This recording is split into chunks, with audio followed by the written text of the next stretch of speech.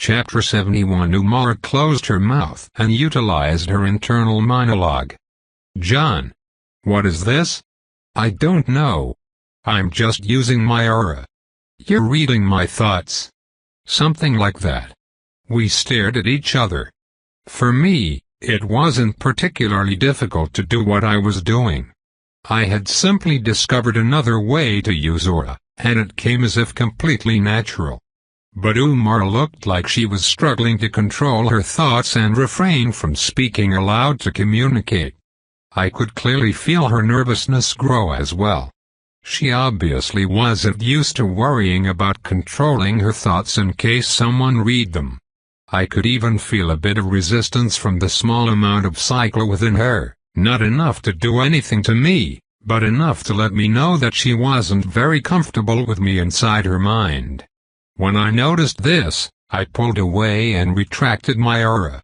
She took a few deep breaths once I did, composing herself with an apologetic expression.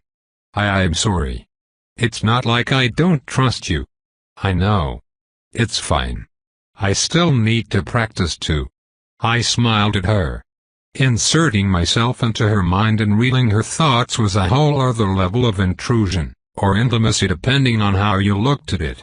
I would say it surpassed sex, even marriage, in that regard. After all, no matter what, everyone always had their own thoughts, their own mind that they could seclude themselves into, a place that was theirs and theirs alone. I had suddenly taken that away from her. If she had done that to me, I would be a bit nervous too. Well, it wasn't like she couldn't feel it happening. As for whether she could forcefully stop it, I wasn't sure. We would have to see after practicing some more. Section 8. Dismissed. Oh, perfect timing. I grabbed Umara and stood with her, packing my chair. I need to get one of those. Umara mumbled, her eyes on the chair as it disappeared. I chuckled while putting my gun away, walking with her off the wall. I had a bit of a headache from all the shooting, but it was overshadowed by the discovery of my new ability. It felt like my aura became more tangible, more like a limb instead of some fleeting feeling.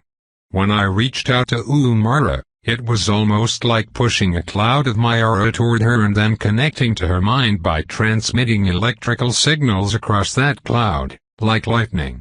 It was definitely odd, but that was simply the way I visualized what was happening. And if I failed to visualize it, the aura became much more difficult to control. Interestingly enough though, controlling my aura didn't take energy, only concentration. While concentrating took energy in its own way, it still meant that I wasn't expending psyche to do something you'd think would cost quite a large amount of it. Or maybe I just wasn't trying hard enough. Either way, basic telepathy seemed both easy and difficult to carry out. Despite it happening rather seamlessly, it was a challenge to actually read Umara's thoughts, specifically what she was trying to say. Her mind felt like a mess of quiet chitterings, and only when she utilized her internal monologue did I finally hear something I could pick up on, like a voice piercing through a thick veil of static over a radio. It was up to me to get better at tuning in, but it would take practice to figure out how. Still, I couldn't help but think of the possibilities. What if instead of a voice, we could pass on visuals? Would I be able to directly give her my memories of science? Would she be able to understand it directly? It was another level of communication surpassing anything else in this world and even on Earth. I was eager to use it. Umara and I left, both of us tired from several hours of fighting. Thankfully, everyone's efforts managed to drive off the tide. There was no need to worry about it anymore. We went and found some of the rations, eating them while hanging around our platoon's supply cache. Since we were visitors at this outpost, there weren't any proper bunks to house us. We would need to set up camp within a dedicated field for the night since we definitely weren't going back to base today. Hey! Umara tapped me, drawing my gaze. That thing you did. How? I just used my aura to reach out into your mind. I had been thinking, and it occurred to me somehow. I went on to explain what went through my head. How aura was like an extension of magical powers rather than a separate entity. I told her to think of it like it was a limb, a medium to extend her powers through. She could already use her aura to cast spells beyond her body, using the space around her instead of her palm, which enabled her to cast several at once. I told her to use that feeling. But finding a way to use aura wasn't so simple. After all, what else was she supposed to do with it besides what she was already doing? Finding an application for it was harder than using it. And I couldn't really help her with that. I didn't know how to use mana. It would be up to her for inspiration, and all I could really do was give her ideas about aura itself. She sighed after a while, realizing nothing would just come to her like it had for me. I'll have to work on it. We should also try practicing whatever it is that you did. Telepathy. Telepathy? Yay! That's what speaking between minds is called, a nonverbal method of sending information directly to another person. I see. Then we should practice your telepathy. It should be very valuable in combat. Millimeters so long as you're comfortable with it. She nodded as I glanced in the distance, seeing the rest of our squad working over. Their armor was covered in blood and grime. It seems they had been busy. I will admit that I was quite nervous suddenly feeling your aura within my mind and knowing you could read my thoughts, but there's no reason I shouldn't try to work with it. And if I really were against it, then I should learn how to counter it anyway. I admire your commitment to becoming better. Still, I'll know when you're not up for it. I'll be in your mind, after all. So long as you don't disregard my determination. Millimeters. I smiled at her. Then, the others arrived. I looked at their bloodied selves and chuckled. Put you to work, huh? Something like this is normal for us. What's not normal is how easy you make missions when you are watching over us. I don't miss defensive formations. Tana grumbled while stripping her armor, revealing her thin clothing that stuck to her toned body slick with sweat. Fiden and Vetsman were the same. All three of them looked tired. It was just that their tired looked different from mine or Umara's tired. Like many others in our platoon, we decided to set up camp on the dedicated field. I pulled out several items for that purpose and finally experienced my first camp out in another world. All squads were given a single tent large enough for 6 people. It wasn't very luxurious, just large and the fabric thick enough to protect against the elements. Everyone was required to sleep under the same tent for safety reasons. Being separated was just asking to be picked off. Gender separation was also non-existent. There was no cooking equipment and only a few large wool blankets. Other than some basic necessities and the rations, this was all we had. Though it was technically all we needed, living like this for any longer than a week would be rather horrid. However, Umara brought out something that would make longer-term campouts far more bearable. I have this water tap if anyone needs it. She held up a white crystal surrounded by a metal encasing engraved with complex spell runes. It was capable of generating water like a hose. How convenient. A warlock capable of water spells alone would be able to sustain an entire team by themselves for weeks so long as they could find a bit of food. The most valuable resource in the world produced with a wave of a hand. Vetsman thanked Amara and took the crystal, using it to wash his armor. Tana and Fiden used it after him. I made final preparations as the sun started to set, painting the sky a pleasant orange and purple. John. As I started to relax while admiring the sky, I was called. I came back down to earth and glanced over at the puppet master, who was shockingly here. Do you mind heading up the walls and helping with the remnants? I stared at him in silence for several seconds before rising from my seat and walking over. The others watched me go without a word. I ascended the wall, communing with my gun, setting up my chair, and getting settled. At least there wasn't much more daylight. I wouldn't have to do this for more than an hour or so. Asterisk boom asterisk. I took my shot, sending echoes across the landscape and startling the entire base. The beast at the end of my sights fell unceremoniously. Then, I felt a presence approaching me. It was the puppet master. He leaned against the wall beside me, his arms crossed and his gaze overlooking everything beyond the walls. I took one more shot before letting him speak. There are a lot of unhappy individuals, and rumors are being spread. I'm not a fan of Carrion either.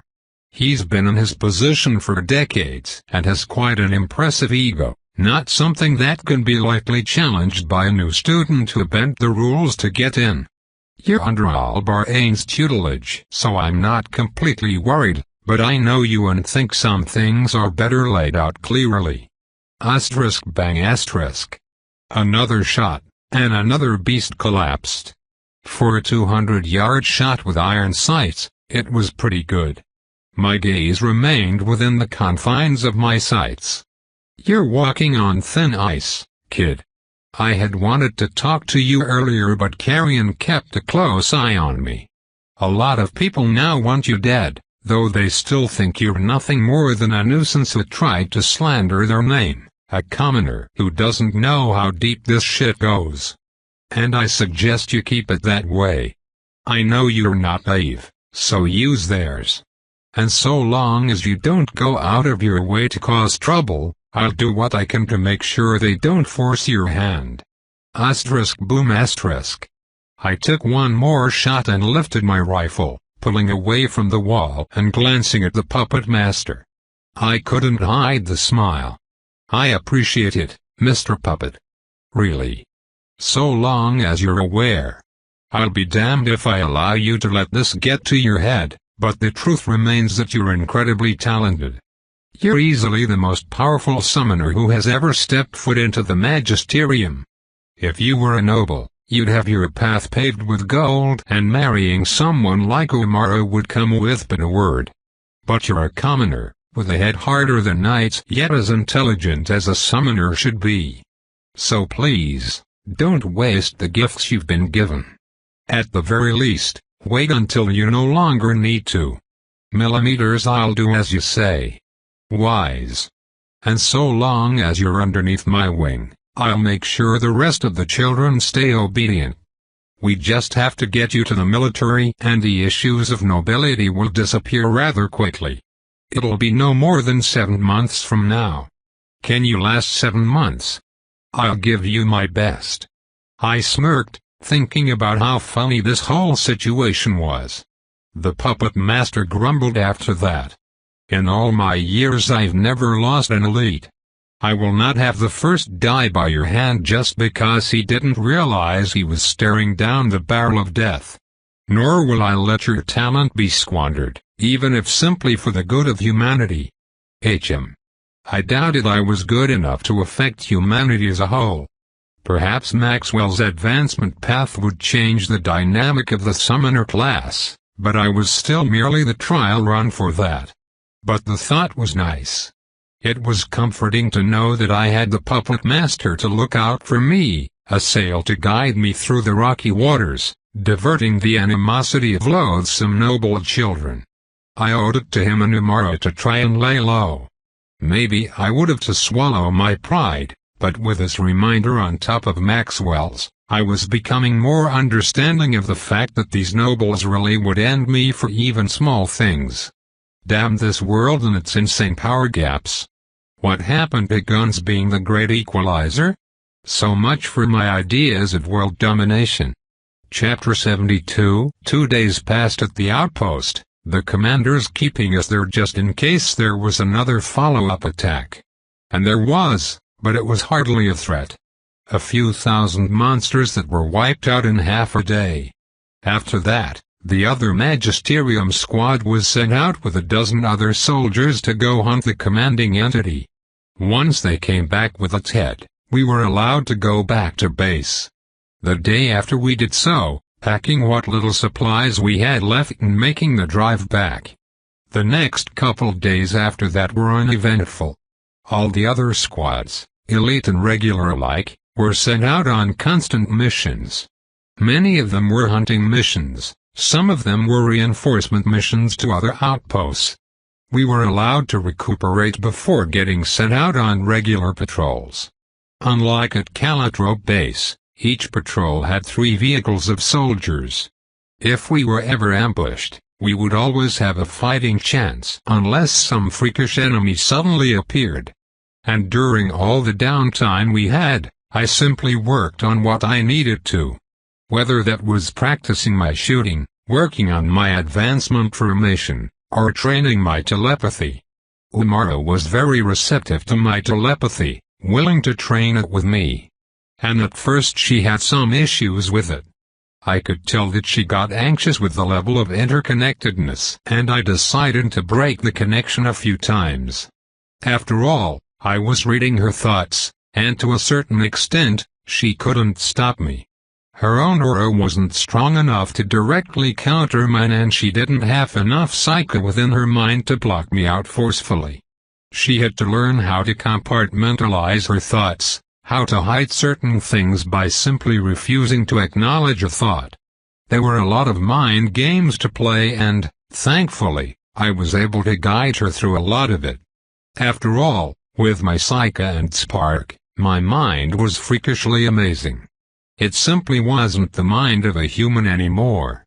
With faster speed of thought and a better memory, the sheer amount of information going through my head at any given time was several times higher than before. And I had discovered a lot about myself over time, especially about how to micromanage my mind. I pulled on these experiences and helped Umara. Because to some extent, learning how to counter mind reading would be valuable. There were all kinds of magic in this world, like the lie detector spell Duchess Hilaria used on me. If the day came where someone tried to use one on us, then it would be valuable to know how to prevent it from gaining anything. Because unless it directly extracted memories or information, those spells could attain nothing but the subjective opinion we gave it. It was the difference between reality and someone's own truth. They weren't always the same. But it was clear that Umara would need some time to get there, because she definitely wasn't right now. There were some thoughts that leaked, ones that I was able to pick up on and ones that embarrassed her greatly. Some of it was rather radical, and a lot of it was sexual. I ignored it, pretending that I couldn't read all her thoughts clearly, even though my ability grew by the day. It eased her mind. But there were times that she slipped up, and I had to cut the connection to give her space to collect herself. I learned a lot about her over the course of just a few days. To put it lightly, I had no need whatsoever to doubt the integrity of our relationship. If anything, she made it seem like I was going too slow, but both of us knew that we couldn't move forward so recklessly. I might be able to read some of her thoughts in the moment, but her impressions and subconscious leanings were still a mystery. That would take time to solidify and bring forward, and doing something extreme just because of a fleeting thought could flip those same thoughts very quickly. I had to learn to navigate the intricacies of the mind if I were to try and use my powers of the mind better. Practicing with Umara taught me far more than just how to tune into her thoughts better. It gave me access to the mind of another person, a source of profound insights into the nature of the human psyche. The notion to let Wetzman and Fiden in on this crossed my mind as well, but for now I decided to keep it private. Not because I didn't trust them, but simply because keeping this a secret power between Umara and I made our relationship feel more special, which she liked. Once I got much better at it, I could use it in a more practical way with the others. For now, it remained an intimate bond with my girlfriend. Not that it also wasn't practical. My aura was honed massively in the short time since I discovered telepathy. Whereas before I could sense the emotions of others, I could now sense them with far greater detail. It was the difference between sensing anger and knowing who or what it was directed toward. It was a step below directly reading thoughts with a cursory glance. Not only that, but I could sense how the mind connected with the rest of someone's body. I had tuned into this feeling while watching Vetsman and Fiden spar one day. I knew where they would move around a second before they actually did. However, because they moved so quickly in the mere span of a single second, I sensed the entire backlog of actions within that second. And the only reason it was only a second was because of the amount of movements. Things changed dynamically, and an action Fiden was planning to make 2 seconds ago could change. If anything, a single second of prediction was the best case and might only apply to the things they wanted to do, and that could change depending on the actions of their opponent. Reliably, it was only about half a second in advance where their movements would almost always fall according to my predictions, because changing their actions within that tiny span was incredibly difficult if they were already committed. Not only that, but when I tried to predict the movements of them both, although things became far more complex, I was able to understand them better and increase the accuracy of my predictions. Naturally, this led to me understanding certain things about how knights fought and the differences between their combat styles and techniques. How they held their spears, the way Vetsman shifted his weight around his shield, the way Fiden directed his momentum between the ground and the tip of his spear, and how their center of gravity shifted constantly. It was a lot to take in, and I could only begin to do something so crazy because of the power of my mind. But it was clear that it was still beyond me to some extent. I couldn't see the flow of battle and wouldn't be able to predict who won. It would take more observation over months in order to get a grasp, and that was only on those two. For another person, I would have to start from scratch. It was a good thing that my memory was getting better. I couldn't imagine trying to work with such a fast mind if I just forgot everything the next second. As for how this worked with beasts, I wasn't entirely sure. I would need time out in the field to get some data. At least for people though, it worked pretty well. What was especially great was how I could sense all the gazes around me, and sense whenever someone directed hostility at me. Whether it was silent judgment or outright hatred, I could sense it all, and it came rather frequently. I could now easily tell who it came from, and it was always a noble, elite or otherwise. Or maybe one of their goons, of which there were many. But I could tell that they were always too tired to do anything. It was clear that the puppet master was working them pretty hard, constantly sending them on missions and keeping them off my back. Couldn't be mad if you didn't have the energy to. Ever since our conversation that day, I hadn't had a single altercation. I kept to myself and my squad, simply doing as I was asked and refraining from being social. Still, I couldn't help but feel that something was brewing in the background.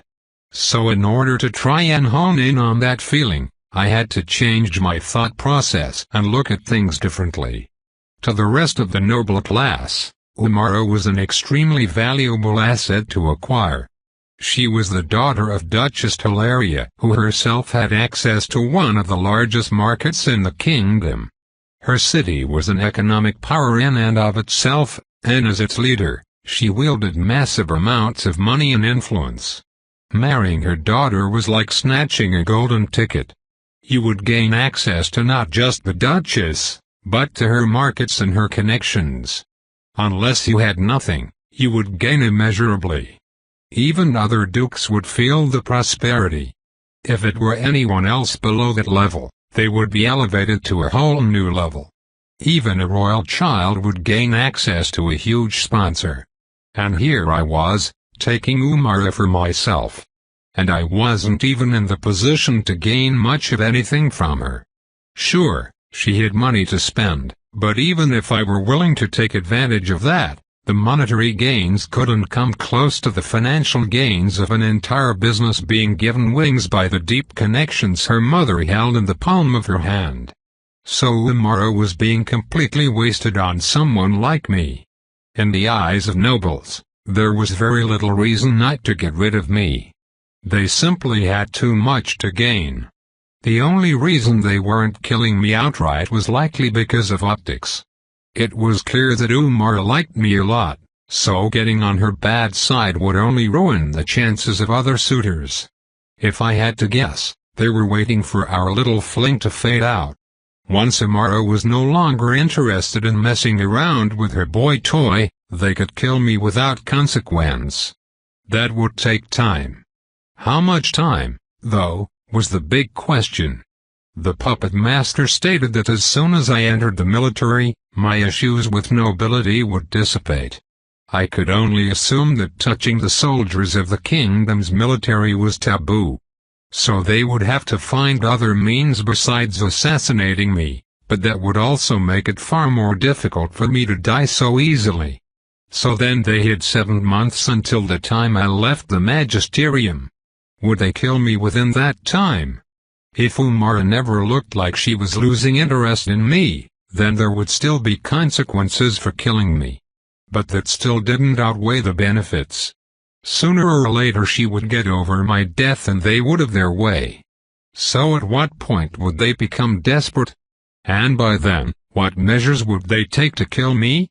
Perhaps they would have one of their children do it. Just maybe, that swordsman, Pantagoliard, was my biggest threat.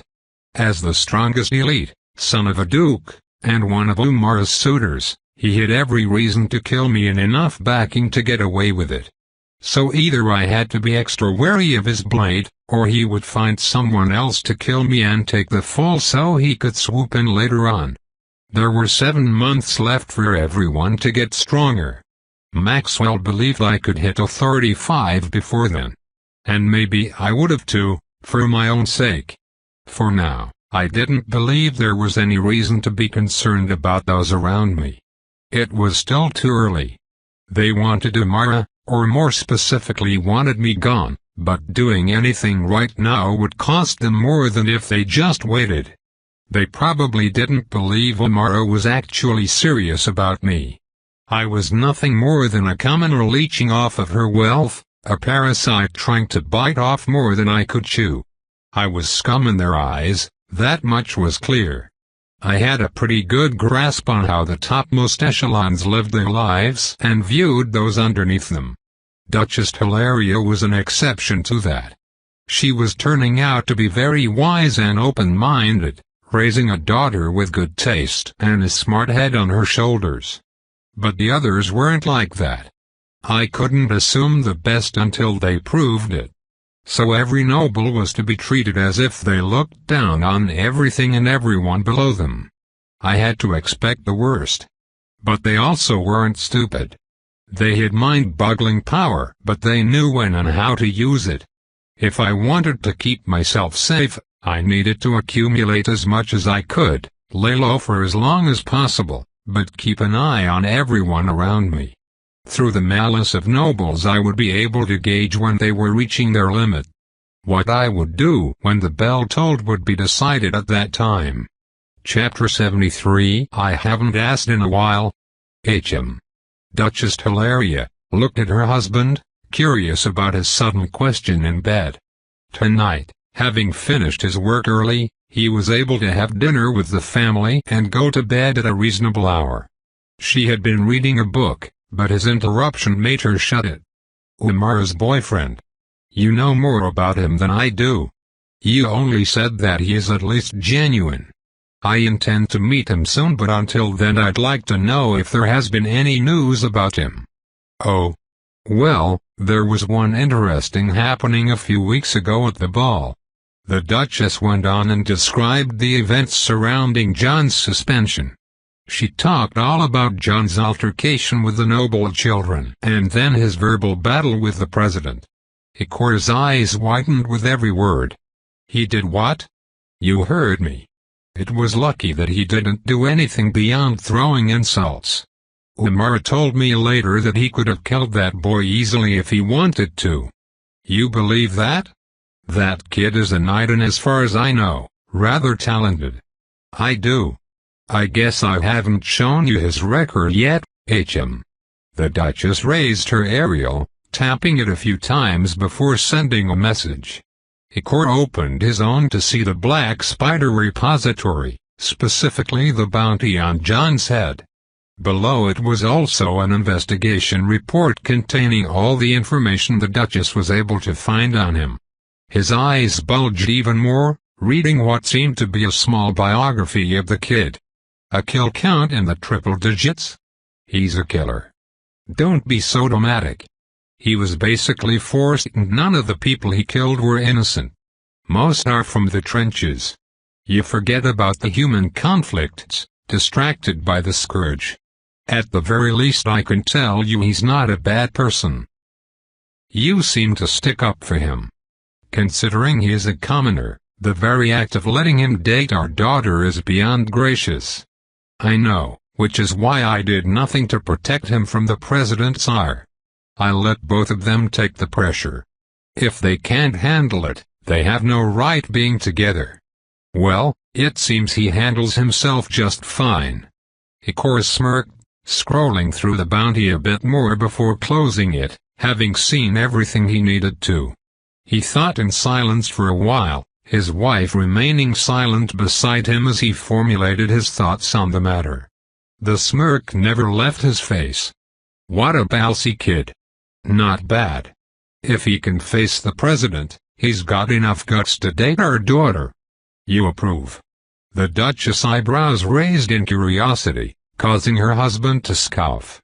To Lexia, neither of us like the state of the noble class as it is right now. As far as I'm concerned, this kid is a breath of fresh air. I'll leave my first impressions for when I meet him, but for now he seems like quite the candidate. Although I have my misgivings about that awfully high kill count, I'm not naive. So long as he doesn't drag our daughter into his business, I have no issues. Millimeters, I've already taken care of that. As I figured. Make sure to invite him over for Christmas. Invite his family too. He doesn't have a family. No? Ikor was shocked once again, feeling great sympathy. How pitiful.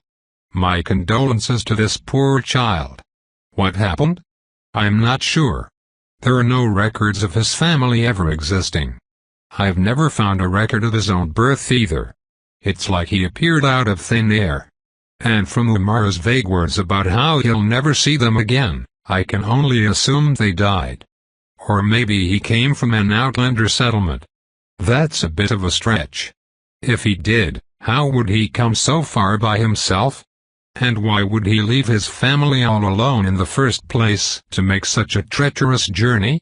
I have no idea. Either way, he's shrouded in mysteries. HM. Well, I don't see any major issue with it. Just invite him when they come back. Since he doesn't have a family, he can spend the holiday with us. Ikor waved and shifted into bed, obviously desiring sleep. The Duchess went under the sheets with him, but still asked a question. Are you sure that's okay? He's Umar's boyfriend.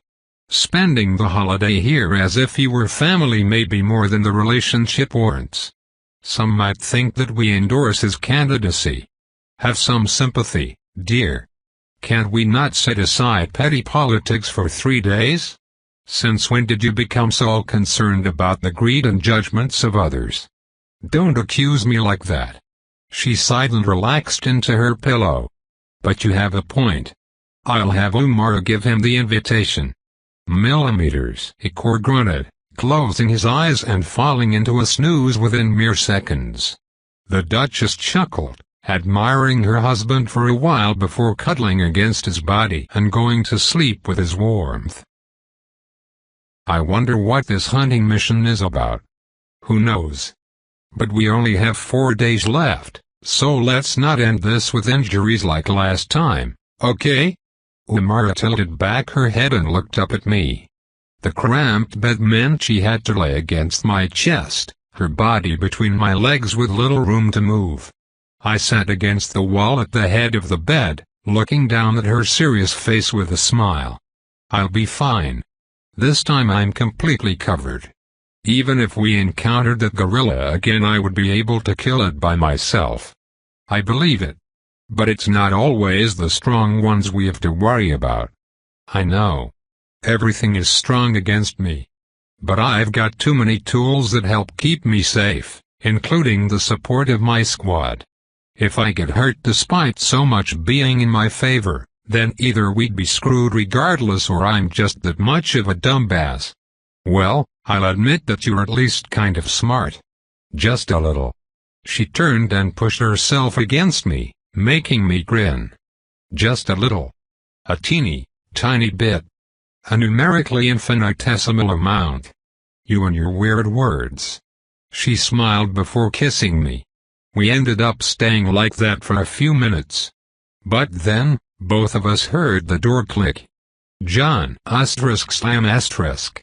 Right as Fiden's voice came through, he slammed the door on himself. Umara and I glanced over.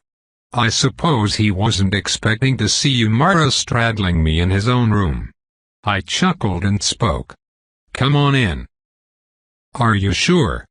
Just come in. I rolled my eyes as he opened the door again, Umara going back to laying against me. He seemed a bit awkward looking at us. We report in 10 minutes. All right. Hey, you should go get ready. Millimeters. Umara nodded as I pat her leg, swinging her legs over the bed. After she left and shut the door behind her, Fiden mumbled. You two get closer every time I see you. I sure hope so. What about you? How's Mira? She's good. We aren't as close as you are with Umara, but I'm trying. Don't put too much pressure on yourself. If she's the one, then things will work out. Don't worry about what ifs. Right. He smiled before digging through his chest, putting on some clothes and prepping his gear. I did the same. A hunt could last an entire day and I needed to prepare accordingly. Before long the two of us were walking to the briefing center. We met up with the rest of our squad along the way. And when we arrived, I saw the puppet master standing outside the door. He glanced at us. The rest of you head in. John, stick around for a second. The other looked at me before entering the room. Once the door closed behind them, the puppet master sighed. They went over my head. You're being paired up with another elite squad, and all of them are nobles. I wanted your squad to go alone with the other soldiers, but the Major General rejected my suggestions and made his specific choices. They ignored you, which never happens, I'm guessing? There have been very few instances, but yes, something like this has never happened. I'll keep my head on a swivel then. Millimeters, I'll trust in your rational judgment. I hummed as he left those words, walking into the room. After seating with the rest of my squad, I saw the other elites we would be fighting with. 3 out of their 5 looked at me with disguised hostility. It was nothing I couldn't feel with my aura, so their malice was clear. My face remained neutral throughout the briefing. Our objective was to hunt a Scourge scout. These scouts were beasts dedicated to getting a read on targets and handing data back to the Scourge. Their appearance was usually followed by an attack or siege. We needed to kill them, which wouldn't be easy. They were slippery and usually escorted by powerful beasts. The officer gave us some images of the beasts and what we should expect. The scout was a lanky bipedal entity with one massive cyclops eye and 4 tiny eyes around it. It could see things at a distance and could easily detect enemies no matter where it was. Normal stealth didn't work against it.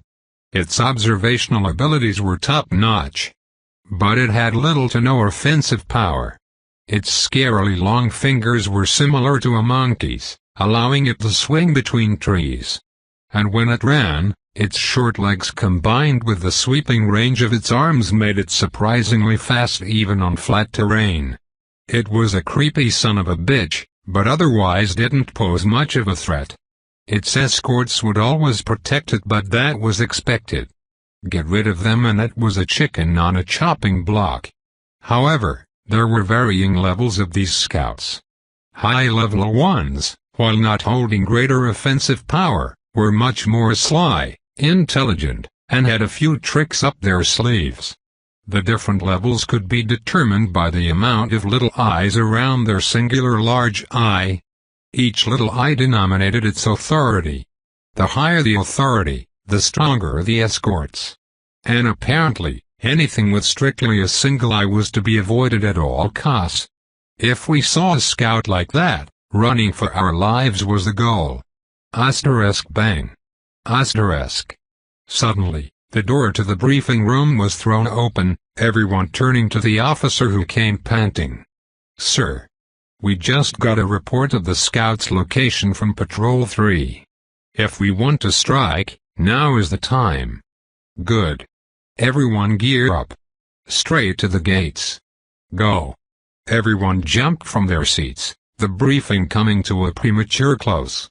We all ran out, having already prepared, and boarded 2 vehicles by the gates. Both of them were APCs, enough to fit 10 men each. It was also shockingly fast. After the back hatch closed with a click, the APC sped off through the gates and into the distance. "We arrive in 15 minutes. Be ready for immediate combat," the driver yelled, the truck rocking with the terrain. After settling for a few minutes, I looked across from the side of the interior where my squad sat. The other squad was directly across from us, the 2 sides entering something of a stare-off. I recognized 3 of them, elites I had previously worked with. In that squad, there were 4 knights and a single warlock. I was the only one of 2 summoners in the elites, so I couldn't be surprised when I never saw any. I didn't recognize 2 of them though, probably some nobles who came late to the game. Nobody said anything as we drove, but inwardly, I made telepathic contact with Umara. Hey! She twitched a bit when she felt my aura. By now we had gotten far more comfortable with this, so the process was close to seamless. The 2 of us kept looking forward though. We had decided to make it a habit of pretending as if nothing changed whenever we engaged in telepathy. It took some practice, but both of us hit pretty good poker faces. This other squad. Keep an eye on them. The puppet master warned me and the situation is a bit fishy. Are they going to give you trouble? It's possible. I can already taste how much they don't like me. They are hiding it, but the malice is there. I understand. Keep your telepathy active just in case I need to warn you. All right. I smiled a bit. Umara and I had also been practicing long-term telepathy. And I had figured out a rather ingenious way to keep my telepathy active indefinitely. With my spark, I could allocate brain power toward maintaining the connection. It was difficult at first, but the spark was a second mind, so I was able to train it and make the ability run itself. Of course, it took the entire concentration of my spark since it was controlling my aura, but it wasn't a bad trade-off. I still had the rest of my mind, which was more than enough. So I handed off the telepathy to my spark, using the rest of my mind to focus on the task before us. Scout spotted. The driver suddenly shouted, the APC coming to a screeching halt. The back hatch then flew open. All the knights jumped out first, then the warlocks and myself. We assessed our surroundings. We had arrived at the top of a long hill that slipped down into a valley. The valley was filled with tall rock formations, monoliths that seemed to sprout out of the ground like trees. Each monolith was at least as tall as a 4-story building and separated by an average of 150 yards. The valley was a beautiful geological formation. The monolithic rocks were covered in huge vines that seemed to grow all kinds of immature fruits, but other than the vines there wasn't anything else besides grass and the occasional flower. After taking several seconds to admire the valley, I shifted my focus to the other APC that was giving chase. The scout was making its way down our hill and into the valley among the rock formations. Around it was its escorts, about 25 spiked wolf beasts as fast as they were deadly. The other APC managed to roll down the hill and deploy its knights and warlocks, all of the soldiers rushing toward the scout but being blocked by the wolves. The scout continued to flee, its uncanny movements throwing it several yards at a time. From the hilltop, I suddenly rushed to a nearby ledge and laid down, taking out my Springfield equipped with a ladder iron sight. I took a deep breath, calming myself even as it continued to run further and further away. It would soon go beyond my effective range, but I didn't panic. I ticked the ladder up, increasing the zero distance before getting a steady aim. My sight trailed its figure, waiting until it reached my zero distance and estimating its average movement speed. It was lanky and erratic, the furthest thing from an easy shot.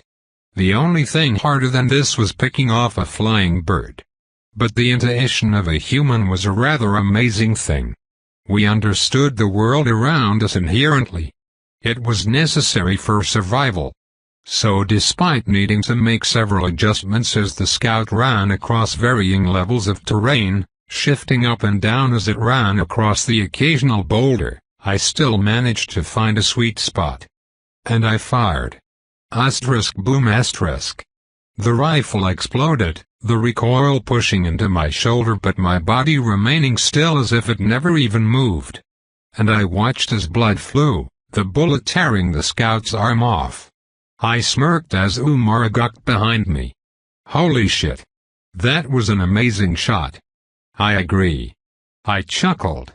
Umar probably understood my guns better than anyone by now. We had talked about them extensively. So she also knew how hard of a shot that was. If I was correct, the distance to the scout was about 280 yards when I fired, a bit more than the zero of 250 yards that I set for myself. But it didn't kill it. The scout, although injured and bleeding, still continued to run. But at the very least, it wouldn't get far. I wouldn't be surprised if it collapsed from blood loss eventually. Killing it would be easy once they got rid of those wolves, which would only be a matter of time. Vetsman chuckled from behind. All right, let's go and help them. John and Umara, you can relax up here. Don't have to tell me twice. There was no way I was going to run up and down a hill if I didn't have to. Before Vetsman ran down though, I looked to the other squad composed mostly of knights. Hey, you guys should go with them. There's no reason there should be any casualties. They were silent, a few of them looking at me with frowns. I could clearly feel their growing hatred and annoyance, like I had ruined some plan of theirs. Vetsman, Fiden, and Tenna also looked at them, expecting their cooperation. There was no reason they shouldn't, and that put even more pressure on them. But then, we all heard a shout. Board the APC. We'll drive down there. Oh. I scoffed a bit, all of us running back to the truck. Right. Why should the knights have to run as well? Why don't we all just drive down together? That's obviously the smart thing to do. It wasn't like I was trying to separate myself from a threat to my life or anything. Thanks, driver. I grumbled while boarding, the APC rolling down the hill as soon as the hatch closed. Once we arrived though, I didn't move from my seat. The knights had no choice but to embark and join the battle. The other squad looked hesitant at first, but unless they wanted to get yelled at, they would have to go. They also wouldn't attack me in front of everyone, especially my squad. So I watched them leave with even more indignation. Some even waited outside for me and Umara, but we just stayed put. I waved at them as they left. This is a job for knights. Have fun you all. They were silent as they left, leaving our sights. I could hear the sounds of battle beyond, and it was nothing but a slaughter. Without having to worry about the scout, everyone could simply focus on the battle without taking any risks. I had made this mission several levels easier with that single well-placed shot. Well, I guess boring missions are good missions. Umara crossed her arms. I could tell she was eager to let some of her fancy magic loose, but she was staying by my side just in case. I hugged her close, smiling as she automatically snuggled into my chest. Inwardly though, I had the random thought that perhaps I should try and find a guitar. I used to play it on Earth all the time, so for moments like these, it would be good entertainment. Besides, chicks loved the guitar. Maybe this world had one. Otherwise I'd have to get one custom ordered. Though I didn't exactly know everything about a guitar's design, I knew enough of the important details like the types of strings it used. In my head I started to ponder, but as the battle continued outside, I had an odd feeling grow into an ominous one. Using my aura, I felt around but couldn't sense the presence of anyone nearby. But the threatening feeling within me kept growing until suddenly, it screamed at me. My code activated, bringing everything to a slow as I grabbed Umara, throwing our bodies out of the APC. Boom *. It exploded behind us, a wave of magicka washing over our bodies and launching us several more feet. I looked back, seeing a massive hole going from the front of the APC to the seats that we had just been sitting in. It was like a laser had melted a hole through it, destroying the white crystal, powering it in the process of trying to kill us. My mind instantly processed what had happened and started hypothesizing. Was this the doing of those nobles? The other squad was still out there fighting, so did they hire a third party? Did they hire a hunter? Perhaps a warlock or a knight with an enchanted bow. But the strike was instantaneous. The only thing I could liken it was a laser. There was no arrow, so if it were a warlock, they had to be incredibly powerful. However, after thinking for a few seconds, I took a glance through the melted hole. And in the distance beyond, on the side of a hill, there was a tall, uncannily gunned entity staring at us. And it had a single massive eye that covered its entire face, obvious even from a distance.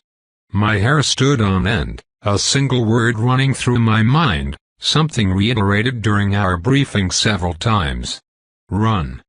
Chapter 74. Even as I realized that the lives of every person here may be forfeit, I still maintained my telepathic connection with Umara. And it seemed that she was able to feel my panic. It's the single-eyed scout. Shit.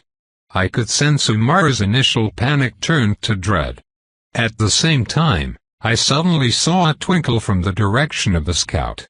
I grabbed Umara once more, throwing ourselves behind the cover of the truck.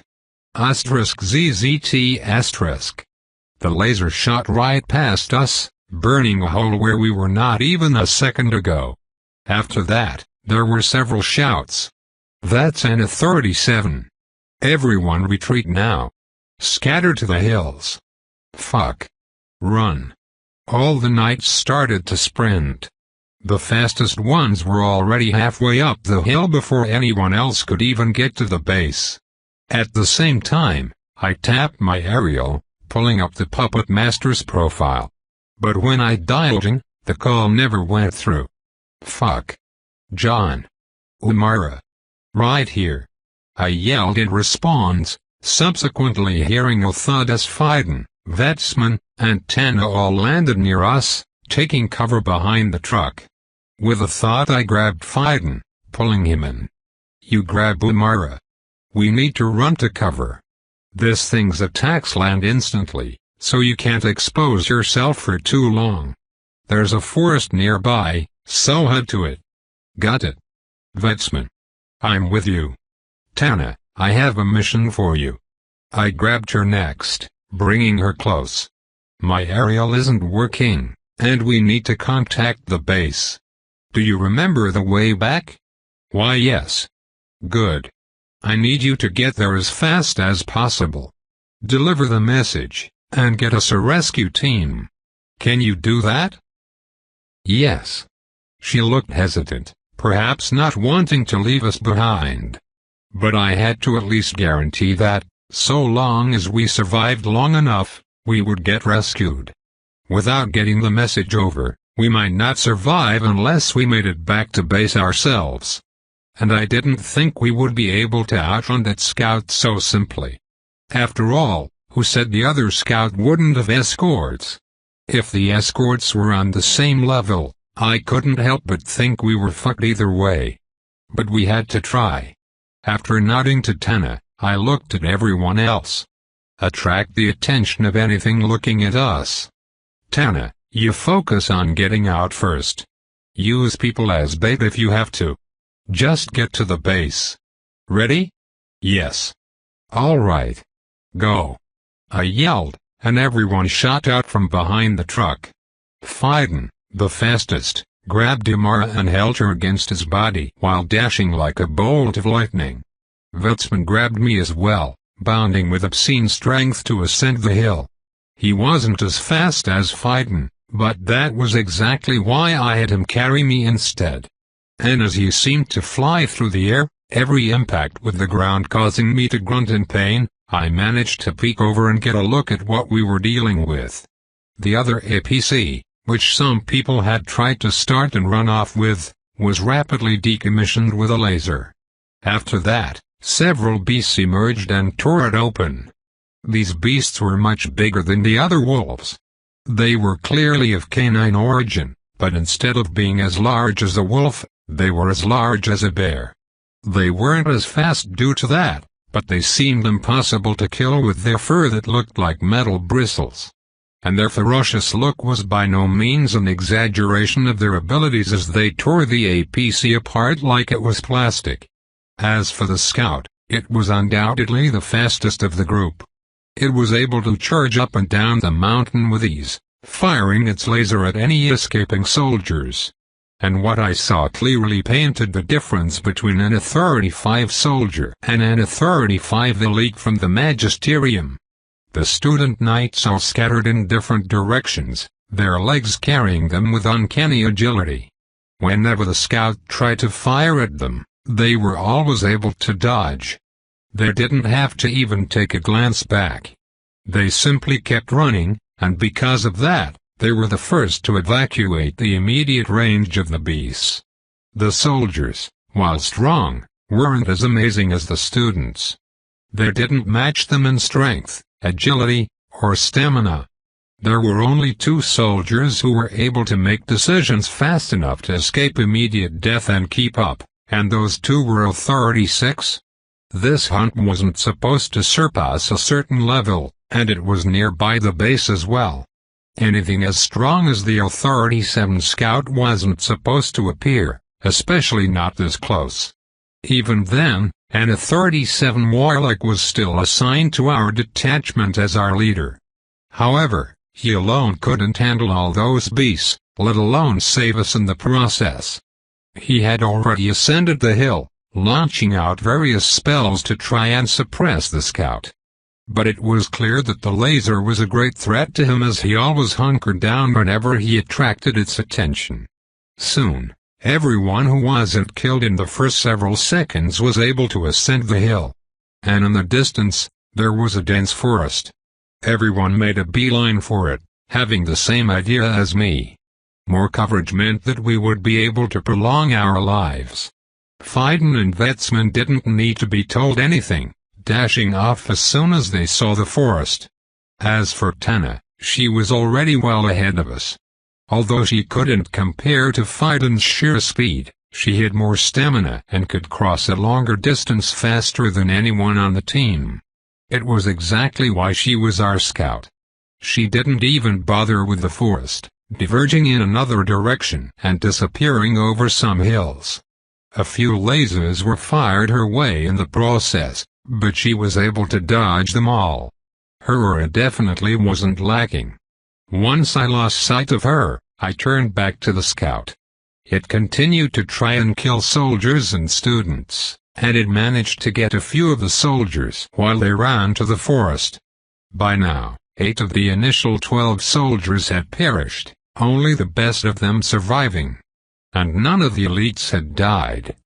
I felt that we had done pretty good. However, as I looked back and focused on the wolves, I suddenly felt my neck tingle. I yelled, "Dodge!" Ha! Vetsman and Phaidon jumped without hesitation. However, I still saw that beam of light flash right under me. It pierced straight into Vetsman's leg, as if his armor didn't even exist. *ZZT*. Shit.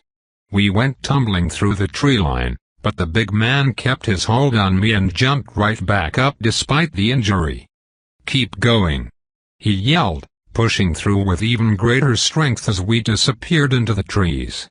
We lost sight of all the other soldiers and elites, only the sound of that A-37 Warlock doing light battle with anything that came near him.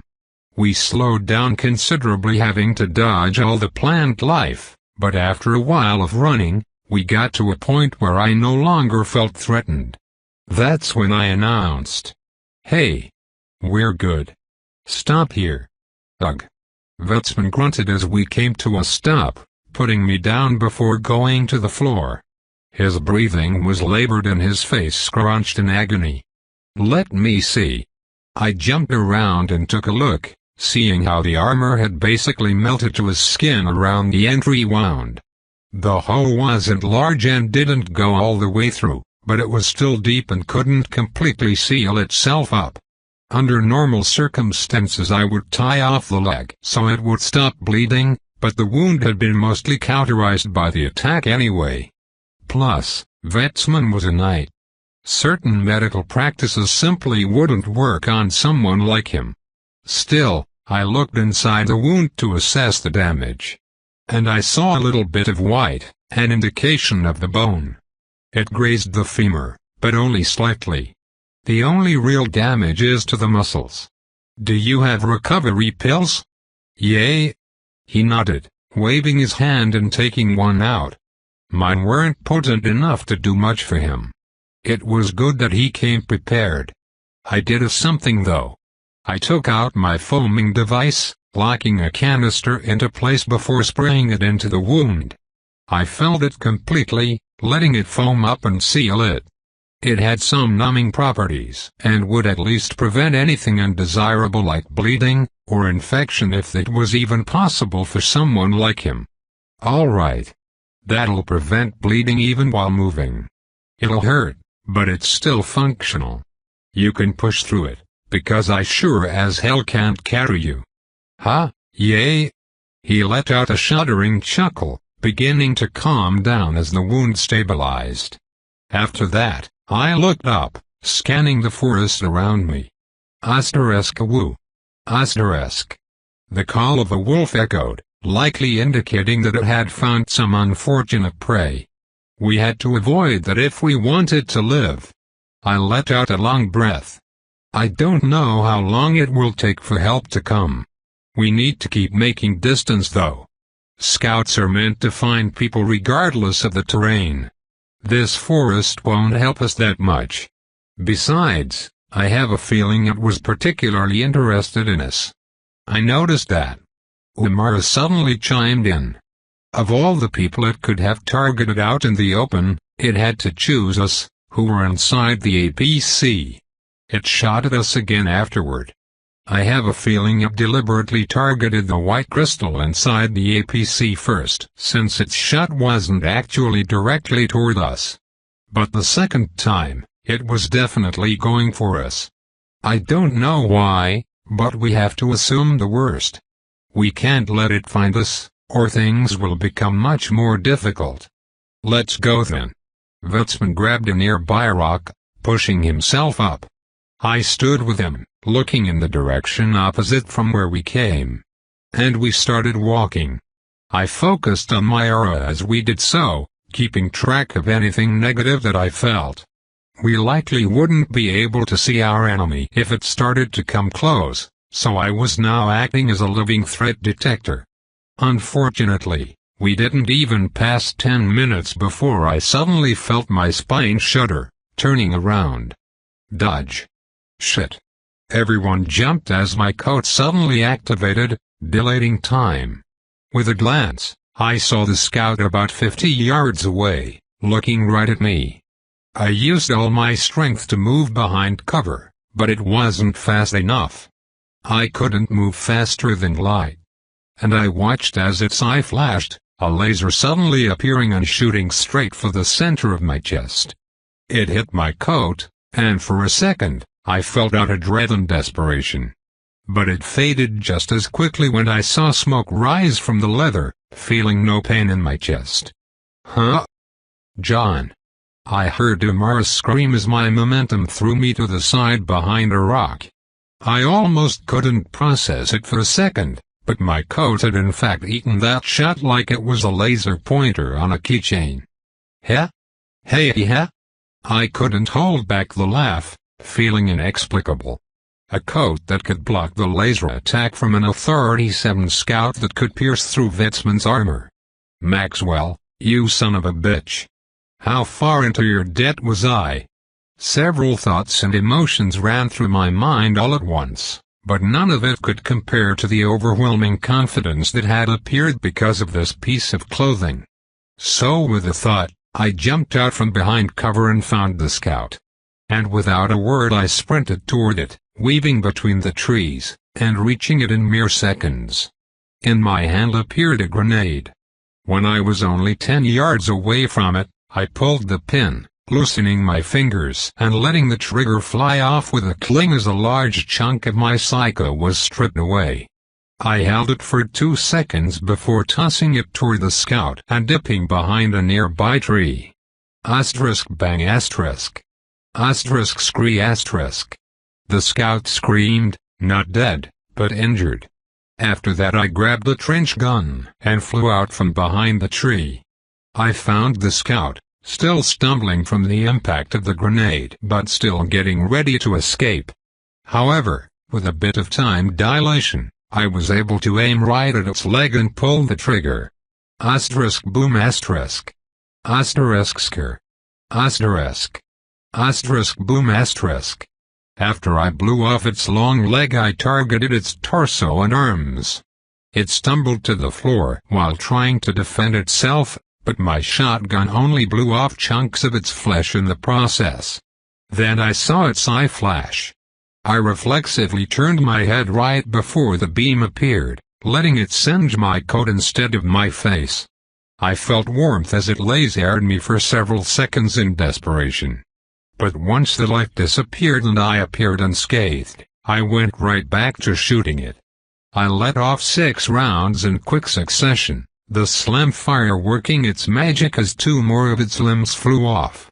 It continued to scream all the while, probably calling for help as it had bit off more than it could chew. This thing was an A-37, but it was dedicated entirely toward scouting, shooting the laser beam, and running. It had no defensive abilities at all, especially considering how it was a warlock-type beast. Asterisk boom asterisk. Asterisk scree. Asterisk. That's right, you lanky piece of shit. I walked up to it after it had already been blown to pieces. Blood sprayed everywhere as it unsuccessfully scrambled around. It didn't even have the energy to shoot. And without hesitation, I took out a shotgun shell and slotted it directly into my empty chamber, closing it before placing the barrel against the top of its chest where its neck sat. Asterisk boom. Asterisk. With that shot I separated its head from its body, leaving its giant eye completely untouched. And I grabbed the head by some loose skin, throwing it into my spatial sack before running back.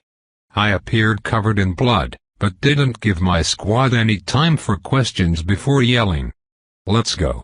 We need to get the hell out of here." Chapter 75. Amara stared, her eyes wide and her mind going blank as John was hit with that laser. She didn't know what his coat was capable of. It had only ever defended itself against A-34 beasts, and even he didn't know how expensive it was. but there was no way it could defend against an attack that melted through both the armor of an APC and Vetsman's personal armor, which was undoubtedly of extremely high quality. How could that soft leather possibly compare? All she saw was the flash, and then, he fell back over some cover, disappearing from her view. She wanted to run over, but Phaidon grabbed her before she could, pulling her behind some trees. After that, several seconds went by. And each second, she felt like she was screaming inside of her head, desperately trying to get John to respond. The fact that his telepathy, which was supposed to be constantly connected to her, was silent made her realize that this time, he really might be dead. The last time, he had almost died due to circumstances that had been entirely preventable. Now, it was like fate had simply decided to take him from her, leaving no room for contest. It was unfair. It was damnable. She felt overwhelming hatred. It was unacceptable for something like this to happen. The scourge wasn't allowed to hurt those she cared about, let alone kill them without consequence. It was a cancerous tumor that needed to be excised from this world, yet doing so demanded a price in blood. And she was suddenly willing to pay it. Mana exploded within her body as she pried herself from Phaidon's grasp. The earth under her feet then carried her forward, ready to shoot her toward that scout. The elements around her began to respond to her hatred, priming themselves to explode forth with power backed by her mana. The very atmosphere bent to her will. It didn't matter if it would cost her life, she would kill the beast. But then, just as she made her conviction, she saw John dash out from behind his cover. She froze, watching as he ran over to the scout and pulled out a grenade. She could sense his psyche fill it to the brim as he pulled the pin and threw it. And she saw as the scout did little to defend itself against the odd weapon it couldn't recognize. And as if they didn't exist, her worries faded away. Bang. The grenade exploded, and John pulled out his trench gun. She watched from the side as he dismembered the scout, watched as it writhed on the floor after he blasted off an arm and a leg, desperately trying to flee. And it let off another laser, making her panic once more.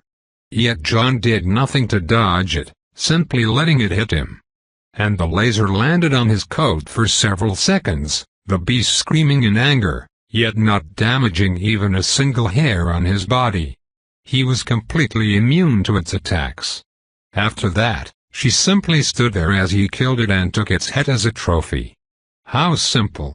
It was almost effortless. Its head was removed from its body as if it were never a threat in the first place, like it hadn't killed 10 other soldiers before it. She didn't know what to say. Even when he ran back, giving them the order to start running again, she remained silent. Was she shocked?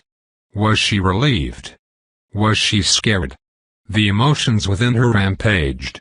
From having lost her boyfriend, her lover, to watching him kill that beast like it was a chicken sent inexplicable waves throughout her mind. The sorrow, the hatred, the happiness. All of it coalesced as she was carried. And when she felt his telepathic connection reappear in her mind, when it spurred the memories of his figure as he killed what should have been a lethal threat to their entire convoy, she seemed to realize what she felt. Yet it felt so natural that she almost didn't acknowledge it, as if there was nothing to acknowledge since it should have always been there. She turned her head, seeing Vetsman strenuously carry John on his back. It was putting the big man through a lot of pain, but it was still faster than if John ran himself. She watched John, seeing his green eyes through the narrow opening between his hood and mask. He didn't look back at her. He was too focused. He always seemed to flick a switch whenever they entered combat. There was no room for any romance during that time. He didn't even have sympathy for the guy carrying him, simply ordering it since that's what they needed, and since he knew Vetsman could do it despite the pain. And when she calmed down and thought about it, she decided to save her words for later. It was something that she wouldn't regret no matter when she said it, but it might still place John into a bit more of a precarious situation. But it didn't matter to her when she did. All that mattered was that they were together, and that the time would come in the future where she wouldn't ever have to worry about the thoughts or opinions of others. There would come a time when anyone who dared to challenge the relationship would be put down by her personally. And until that time, anyone who dared to undermine her position by his side, or his by hers, would be met with the full wrath that her status afforded her, the very same status that they were all trying to greedily claim for their own gain. Now, even the tiny amount of doubt within the deep recesses of her mind had been washed out like a dusty corner. And she smiled contentedly, staring at him as if there were no other person in the world. I tapped my aerial, calling the puppet master. And sure enough, the call went through this time. John. Yay, it's me. We're on our way. Where are you? I'll send you my location. I scrolled through the screens in front of me. Normally, without connection to a node, an aerial would lose its ability to geolocate since it required the node as a reference point. But because I regained my lost connection, it worked as if I were in a city. Soon enough, I sent our location to the puppet master. After that he hung up, saying he was only 5 minutes out. I sighed in relief. I no longer felt any threat to my life, so my squad had stopped running and started relaxing. Without the scout, the rest of the beasts probably weren't so eager to pursue us. Even if they were, they had obviously lost us. I saw Umara casting some magic, so she had probably dispersed our scent or scattered our trail. Regardless, I felt perfectly safe, so I had no issue acting like it. I let Vetsman relax. That foam came in handy, otherwise he would have started bleeding again with all that movement. And although it was painful, he got through it well. The man was tough as nails, as a knight should be. All of his training was paying off. As I took a seat though, I saw Umara walk over to me. She didn't say a word as she straddled me, wrapping me in a deep hug. For a while I was worried. But my telepathy told me that she wasn't fearful or stressed. She was calm. After a few minutes she shifted from a hug to a cuddle, allowing me to stroke her hair, which I enjoyed doing. Her pale face underneath her ashy hair looked positively beautiful. I smiled, thinking of nothing but how pretty she was and how much I adored her presence. The only thing that could interrupt us was our rescue. 3 APCs rolled up to the tree line that we had stopped by. Once we saw them underneath the afternoon sky, we all got up and met with them. "Are you guys okay?" Tana came running over first, checking on all of us with a worried expression. I could clearly see how tired she was. To desperately cross such a distance knowing our lives depended on it must have put extreme strain on her body. She already looked sickly, her legs shaky and weak. Yet she quickly noticed Vetsman and his wounds despite that, hurrying over to check on him. "Oh God. What happened?" "The scout got me, but I'm fine." "Are you sure?" Tana worriedly asked about him, causing me to openly jump and cheer silently nearby. "What the hell are you doing? That excited to see me?" "Oh, hi." My mood disappeared as I turned to the puppet master, giving him a handshake. "Thanks for coming. Millimeters, good job surviving. Those Cyclops scouts are extremely deadly, yet they always like to linger around. They rarely show, but when they do it's usually a bloodbath." "Where are the others?" "No idea. Everyone who survived the initial assault dispersed into this forest. They could be anywhere, probably being chased by the escorts." "I see." A moment. The puppet master suddenly walked off, standing in an open area before taking out a staff. After a few seconds, he raised it and tapped it on the ground, causing a ripple of light to spread out. It highlighted every animal and creature in the forest for miles around, dead or alive. We could all see it, as if we had all been granted X-ray vision. And it revealed some ongoing fights as well as several human corpses. He yelled, "Go assist our men. Move out, now." Roger. All of the soldiers from the APCs ran off, several of them being Authority 7, 2 of them being Authority 8. They disappeared into the distance within moments, assisting those who were still alive. After that, the puppet master pointed to one of the corpses before waving. I saw as the Cyclops scout's corpse flew over from the distance, landing before him, every dismembered limb included. He stared at it for a few seconds before looking at me. And I took out its intact head, causing him to scoff. "What a fucking monster. Did you kill it by yourself?" "Yes." "How?" I silently responded by lifting the collar of my coat. "It couldn't hurt me." Tisk, talk about buying a second life. Well, I gotta be able to match those rich nobles somehow. No shit. "Hey, all of you." He suddenly called the rest of my squad, grouping them together. "I'm required to ask. Did John single-handedly kill the scout? If any of you contributed even slightly, I need to know." "Yes, he killed it by himself." Millimeters, we didn't help. Everyone confirmed the reality, causing him to sigh. "Very well. John, you're about to accumulate some more notoriety." "Yay? How many points is this worth?" "It's not about the points. You're the first person in Magisterium history to personally kill an Authority 7 while being 3 levels below it. Although this is one of the only enemies of the Scourge that have defenses so slim at such a level to even be capable of dying by your hands, that fact still remains. Not to mention that you're a mere summoner. However, this will not go through easily." He grumbled, taking the head from my hands. "At least it's completely intact. Still, you all will be questioned under truth to confirm what happened here. I'll be keeping the remains as evidence of your fight with it as well. Weizen, come heal Vetsman's wound," he called, and Weizen brought Vetsman over to one of the vehicles, inspecting and treating his leg. The puppet master turned back to us. "Go rest.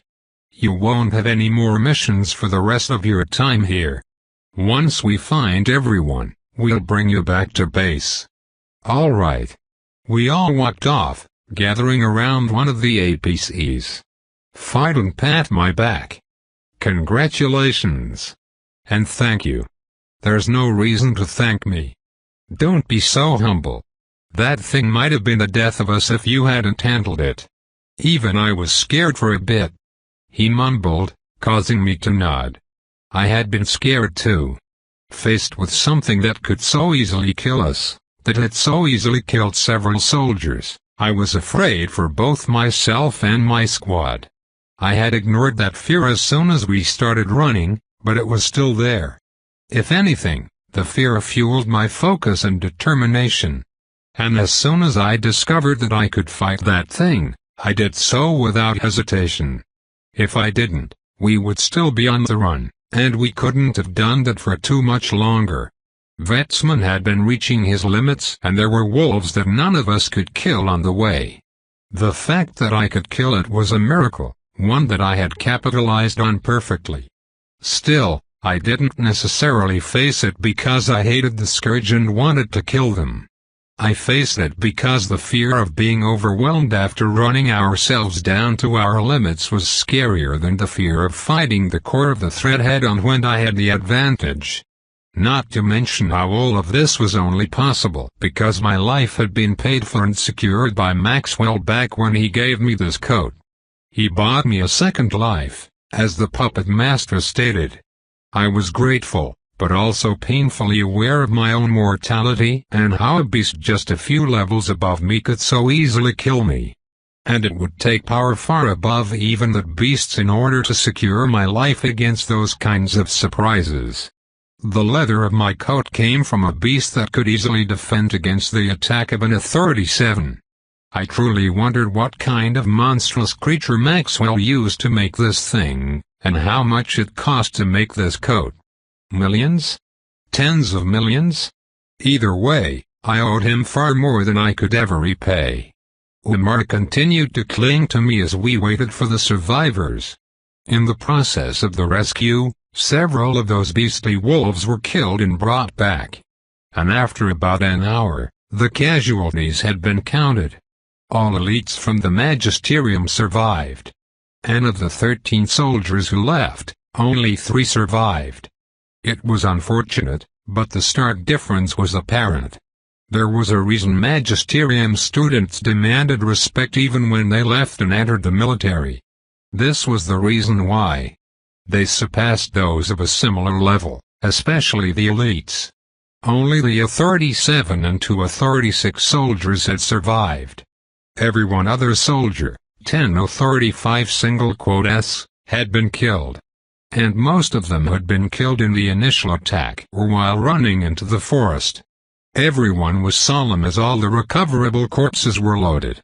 After that, we drove back to base. I was glad to have Umar there with me to soothe my soul. I knew that things would only get worse as I continued down this path, but so long as I was going to walk it, I was grateful to have her by my side. Tope continued,